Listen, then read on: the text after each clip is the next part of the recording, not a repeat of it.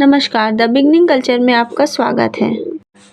आज हम इस वीडियो में बात करेंगे नवजागरण क्या है। भारतीय नवजागरण के जनक और इसकी विशेषताओं के बारे में बात करेंगे। तो सबसे पहले बात करते हैं नवजागरण क्या है। 19वीं सदी में भारत में एक नव चेतना का आरंभ हुआ, जिससे देश में धार्मिक, आर्थिक व सामाजिक जीवन शैली अत्यधिक प्रभावित हुई। इस नवीन चेतना को नवजागरण या रेनेसां के नाम से जाना जाता है। गौरतलब है कि भारत एवं यूरोपीय देशों में नवजागरण शब्द की धारणा अलग-अलग है। यूरोपीय देशों में नवजागरण का तात्पर्य कला, साहित्य एवं ज्ञान को पुनः जागृत करने से है, मगर भारत में नवजागरण का अर्थ प्राचीन भारत को दोबारा जागृत करने से है। नवजागरण के कारण भारत के निवासियों में देश प्रेम एवं समाज सुधार की भावना ने जन्म लिया, जिसके कारण भारत की जनता में आंदोलन की मांग उठने लगी। नवजागरण ने भारत में सामाजिक, धार्मिक एवं राजनीतिक परिवर्तन किए, जिससे परिणाम स्वरूप भारत में शिक्षा के क्षेत्र सुगम हुए एवं भारत को स्वतंत्रता प्राप्त हुई। भारत में नवजागरण का मुख्य कारण भारतीय संस्कृति और सभ्यता का प्रसार एवं प्रचार करना था। मुस्लिम आक्रांताओं और ब्रिटिश शासन के कारण भारतीय संस्कृति और सभ्यता का काफ़ी ह्रास हुआ, जिस कारण भारतीयों में नवजागरण की धारणा का जन्म हुआ। नवजागरण के अंतर्गत भारत में कई स्वतंत्रता आंदोलनों का संचार हुआ, जिसके परिणाम स्वरूप लगभग 200 वर्षों के बाद भारत देश अंग्रेजों की गुलामी से मुक्त हो सका। राजा राम मोहन राय को भारतीय नवजागरण का जनक माना जाता है। राजा राम मोहन राय सच्चे देशभक्त होने के साथ साथ उच्च कोटि के विद्वान भी थे। उनका जन्म 22 मई सन 1772 में बंगाल में हुगली जिले में हुआ था। राजा राम मोहन राय ने सर्वप्रथम भारतीय समाज में धर्म की स्थापना एवं सामाजिक बुराइयों को दूर करने के लिए बहुत संघर्ष किए थे। राजा राम मोहन राय को धार्मिक पुनर्जागरण का भी जनक कहा जाता है। उन्होंने भारतीय स्वतंत्रता संग्राम एवं पत्रकारिता के क्षेत्र में भी कुशल योगदान दिया, जिसके कारण उनकी ख्याति और बढ़ती गई।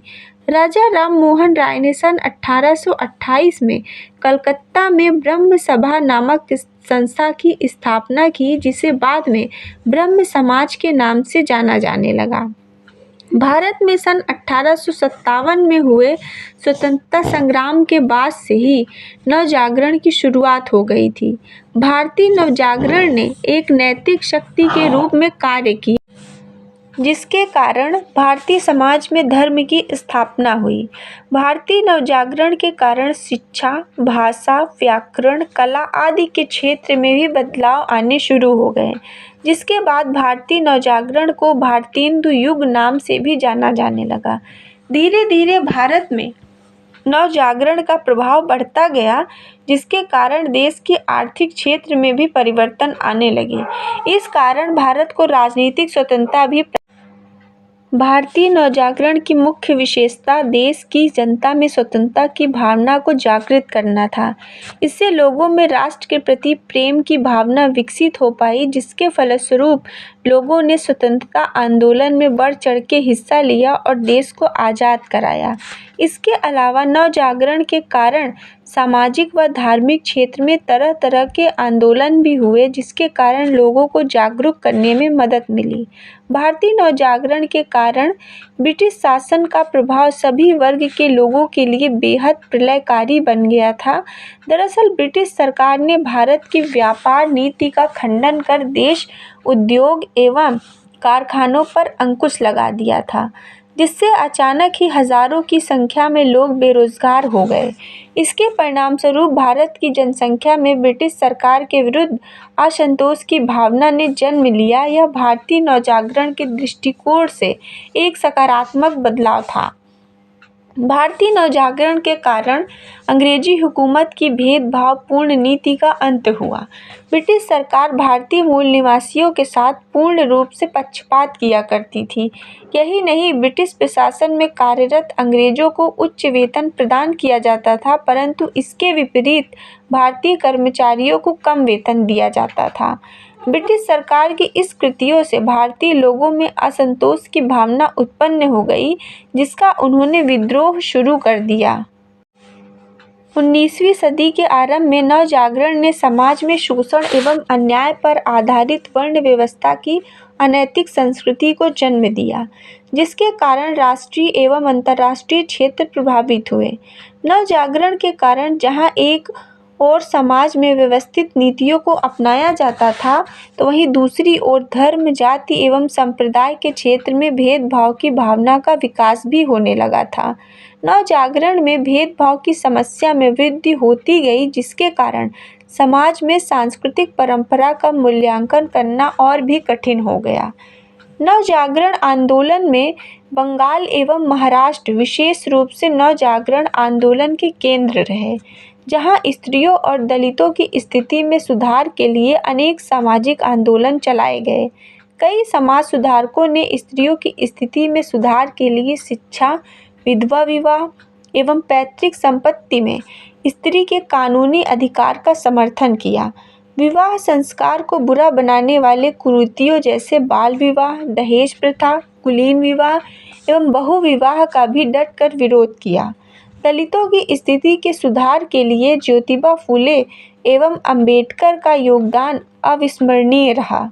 ज्योतिबा फूले ने ब्राह्मणवाद के विरोध में न केवल सत्य शोधक समाज की स्थापना की, बल्कि अपनी पत्नी सावित्रीबाई फूले के साथ मिलकर बाल विधवाओं एवं परिवार से तिरस्कृत स्त्रियों को चेतन एवं आत्मनिर्भर बनाने के लिए सन 1853 में बाल विधवा प्रसूति गृह एवं सन 1863 में अनाथालय की नींव रखी।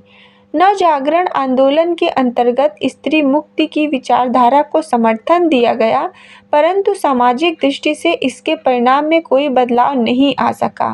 कई समाज सुधारक मुक्ति के नाम पर स्त्रियों को केवल सहानुभूति दिया करते थे, जिसके फलस्वरूप स्त्रियों की स्थिति में कोई बदलाव नहीं आया। नवजागरण आंदोलन का मुख्य कारण समाज में स्त्रियों को शिक्षित करना था। समाज सुधारकों एवं साहित्यकारों के बीच स्त्री शिक्षा के मुद्दे को लेकर कई बार बहस छिड़ी, परंतु इसका कोई निष्कर्ष नहीं निकल सका। सन 1870 में रची गई देवरानी जेठानी की कहानी एवं सन 1887 में रची गई उपन्यास भाग्यवती की कहानियों के अनुसार स्त्रियों को केवल सिलाई, बुनाई, कढ़ाई, गृह विज्ञान, छंद रचना, पाठ्यकला, भूगोल एवं प्रारंभिक गणित विषयों को ही स्वीकृति दी गई। यह विषय स्त्रियों को देश का चेतन नागरिक बनाने के लिए पर्याप्त नहीं है। नवजागरण का अर्थ होता है नई चेतना एवं पुनर्जागरण का अर्थ होता है पुनर्जन्म।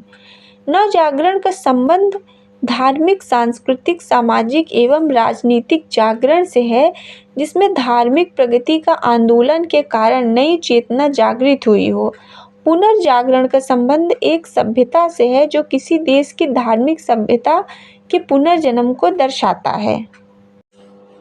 आगे बात करते हैं नवजागरण, पुनर्जागरण एवं आधुनिकता में अंतर। नवजागरण से तात्पर्य एक नई चेतना या नए विचार से है, जिसके कारण देश में आर्थिक, धार्मिक, राजनीतिक एवं सामाजिक बदलाव लाया जा सकता हो। नवजागरण को नई चेतना का उदय भी कहा जा सकता है, जो सामाजिक जीवन को अत्यधिक प्रभावित करता है। धार्मिक, सांस्कृतिक आंदोलन एवं युद्ध में प्रगति करने को पुनर्जागरण कहते हैं। पुनर्जागरण के कारण प्रत्येक क्षेत्र में नई चेतना का आगमन होता है। पुनर्जागरण के युग में शिक्षा, कला, विज्ञान, साहित्य आदि के क्षेत्र को विकसित किया जा सकता है, जिसके कारण राष्ट्र में नए नए अनुसंधान एवं ज्ञान प्राप्ति के लिए कई मार्गों की खोज की गई। आधुनिकता का संबंध उस व्यवस्था से है जिसके अंतर्गत औद्योगिक क्रांति के परिणाम स्वरूप कुछ ऐसे तत्व सम्मिलित होते हैं जिसके कारण प्राचीन परंपराओं में परिवर्तन आता है।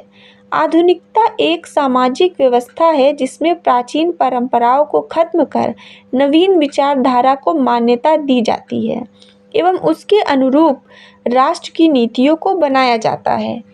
नवजागरण पुनर्जागरण एवं आधुनिकता ये तीनों एक युग की पहचान है, जिसके कारण समाज में कई तरह के सकारात्मक बदलाव लाने का प्रयास किया जाता रहा है।